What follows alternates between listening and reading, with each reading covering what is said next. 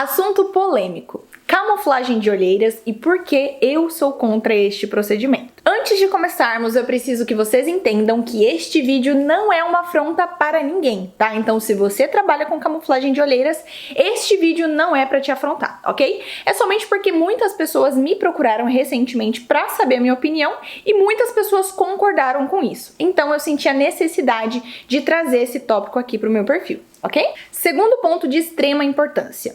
Não é porque eu, Letícia, não concordo com essa técnica que eu entro no perfil de profissionais que trabalham com a técnica para expor a minha opinião e dizer eu não concordo. Não, eu não faço isso. Então eu peço por gentileza que todos tenham o mesmo respeito e empatia pelo meu trabalho, ok? Estou aqui para expor a minha opinião, mas se você não concorda, você não precisa comentar. Eu trouxe esse conteúdo porque eu acho de extrema importância que o profissional que está ingressando nessa área, ele entenda os dois lados, né? Porque a gente vê muita gente falando bem da camuflagem de olheiras na internet, mas a gente também sabe que tem muita gente que não concorda com a técnica, mas não quer se expor, não quer colocar a sua opinião, justamente por ser um assunto polêmico, ok?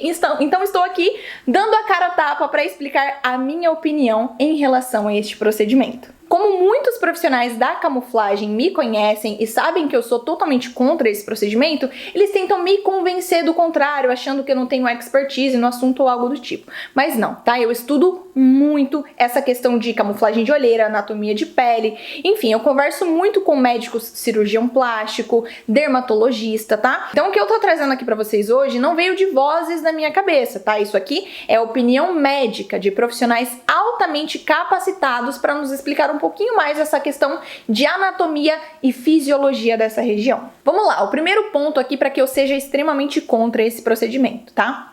A gente vai falar sobre a espessura dessa região. Obviamente você já sabe, já viu em muitos vídeos as pessoas falando que é uma área extremamente fina, você sabe.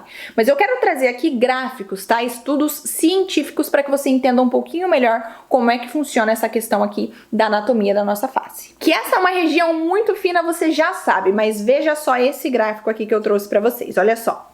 Aqui a gente tem a espessura de uma folha de sulfite, tá? Ela tem em média 0,075 milímetros, enquanto a nossa olheira, ela possui 0,3 milímetros, que dá mais ou menos aí uns 300 micrômetros, ok? Então o que a gente pode perceber aqui é o que?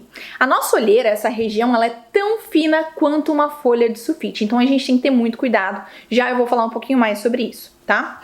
Vamos lá, aqui a diferença entre a espessura de um abdômen com um glúteo, tá? Com a pele do nosso bumbum. A gente tem a média aí de 2 milímetros. Não tem como ser extremamente preciso, porque isso vai variar muito entre homem, mulher, cor de pele, tá? Mas a média que nós temos é que possui 2 milímetros total entre epiderme, derme e hipoderme. Ok? Então, só para vocês terem uma ideia, quando a gente vai tatuar uma estria, vocês concordam que a agulha é muito pequena, né? Agora, imagina pra gente tatuar uma olheira. Olha a diferença desse gráfico, gente. Se a agulha já é muito pequena pra gente tatuar um abdômen ou um glúteo numa estria, imagina pra tatuar uma olheira.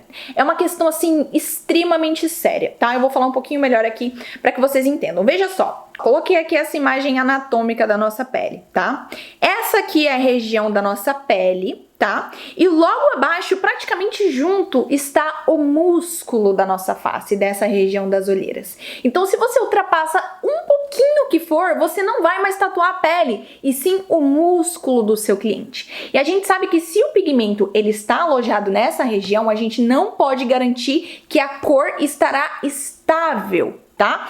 Pensa só comigo, quando a gente vai num tatuador ruim, que ele faz aquela escrita que fica tudo borrado depois, isso acontece por quê? Porque o tatuador ultrapassou a camada correta para o pigmento ficar estável. O pigmento ele só fica estável e não muda de cor se ele está na derme. Se você tatua hipoderme ou aqui no caso que você já vai diretamente para o músculo, como é que a gente pode garantir que esse pigmento não vai sofrer uma migração, porque o pigmento ele migra de local e ele sofre uma expansão e uma mudação da cor, entende? Então o risco, gente, é muito grande. Vamos lá, só para que vocês entendam aqui a gravidade disso, tá?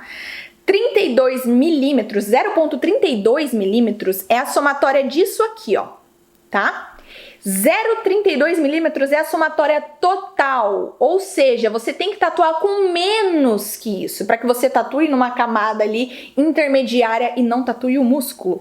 Como é que você vai medir Menos do que 0,32. Vocês têm ideia do tamanho que é isso? É muito pequeno, é tipo praticamente impossível você não tatuar o músculo do seu cliente, tá?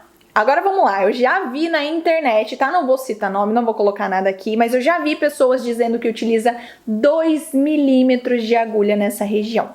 Gente, vamos relembrar esse gráfico aqui. Olha a espessura total dessa olheira para a espessura de 2 milímetros, que é normalmente a espessura total de um abdômen.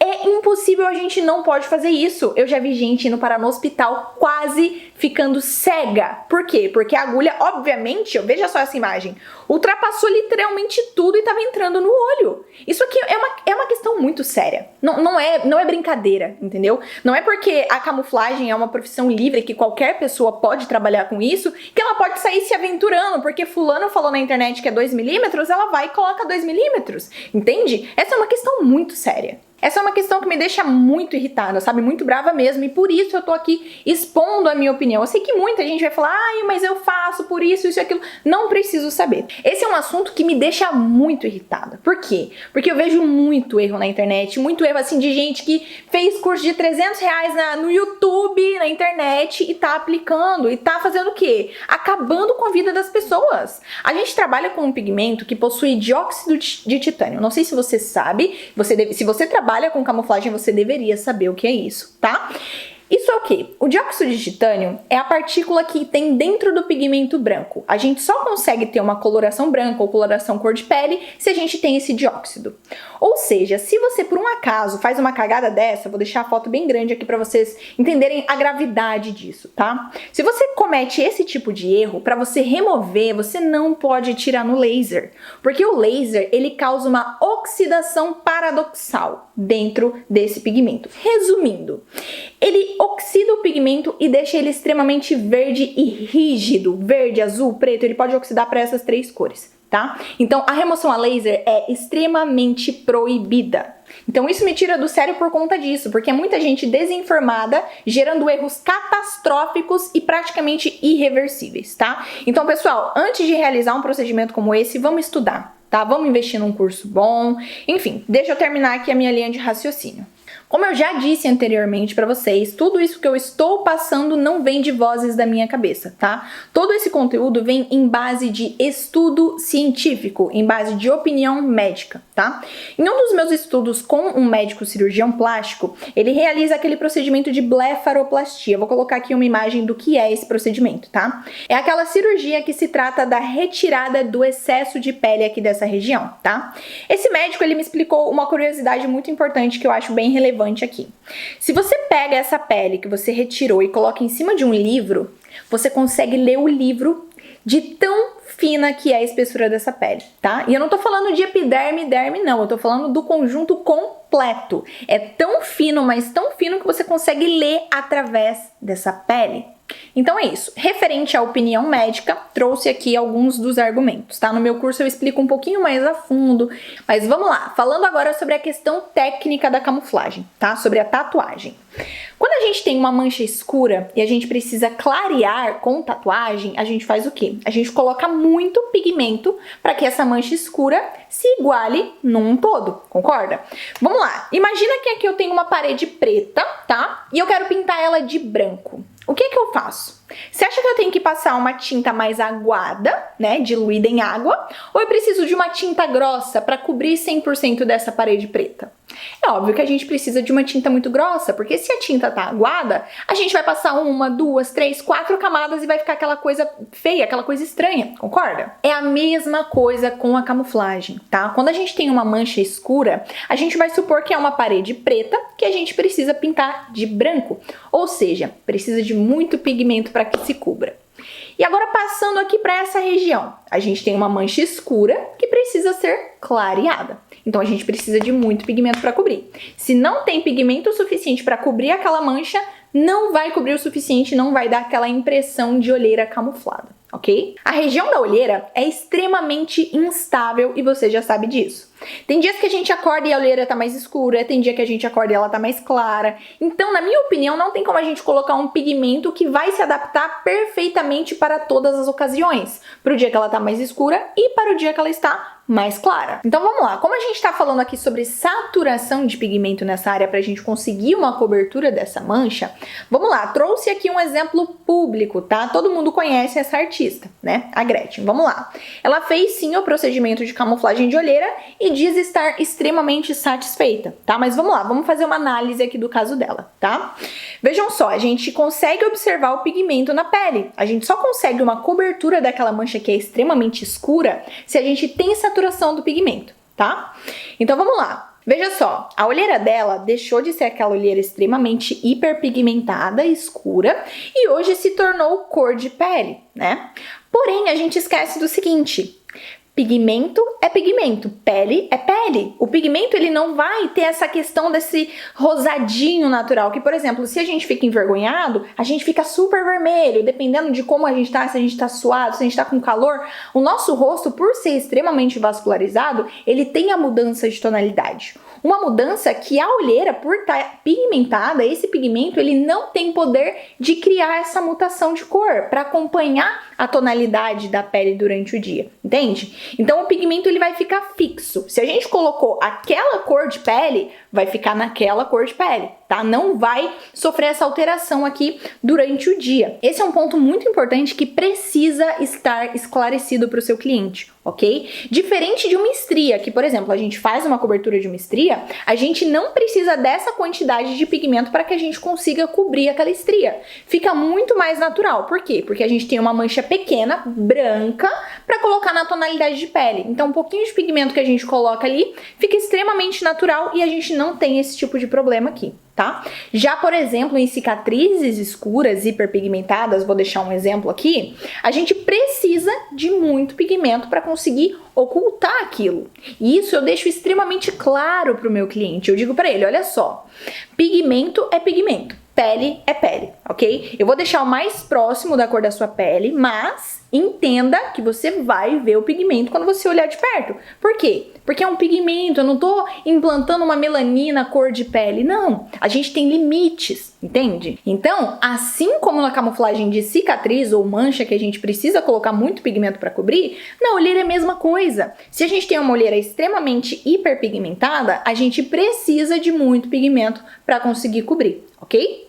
Então, é de extrema importância que o seu cliente saiba disso. Se o cliente tem uma mancha extremamente hiperpigmentada nessa área, consequentemente, a gente precisa de mais pigmento, tá? Então, o cliente ele precisa estar ciente de que isso vai acontecer. E mesmo assim, alguns clientes, por exemplo, a Gretchen está extremamente satisfeita com a camuflagem de olheira dela. Mesmo que saturado, ela está mais feliz do que com aquela mancha escura. E tudo bem, entende? Agora, eu acho que é de extrema importância que você explique para o seu cliente, que isso fique estampado para que ele tenha a escolha de fazer ou não o procedimento. Ai, mas eu já vi no perfil de fulano, no perfil de ciclano, um resultado lindo, maravilhoso, uma neutralização incrível logo após o procedimento. Vamos lá, meu amor, deixa eu te explicar uma questão aqui. A gente tem uma diferença muito grande de resultado em processo inflamatório e processo cicatrizado, ok? Você não pode se iludir para um processo inflamatório. Quando a gente aplica, mesmo que sem pigmento, um microagulhamento com ativos, a gente está gerando uma inflamação nessa área que causa essa impressão de diferença de tonalidade, mas isso não é o resultado final. Então tenha certeza que esse é um resultado final, ok? A mesma coisa acontece com estria. De nada adianta você ver um resultado lá antes e depois de processo inflamatório, 15, 20 dias de procedimento. Muitas pessoas possuem um resultado lindo ali durante 15 dias. Por quê? Porque está em processo de cicatrização. A pele ela tá vascularizada por conta da agressão.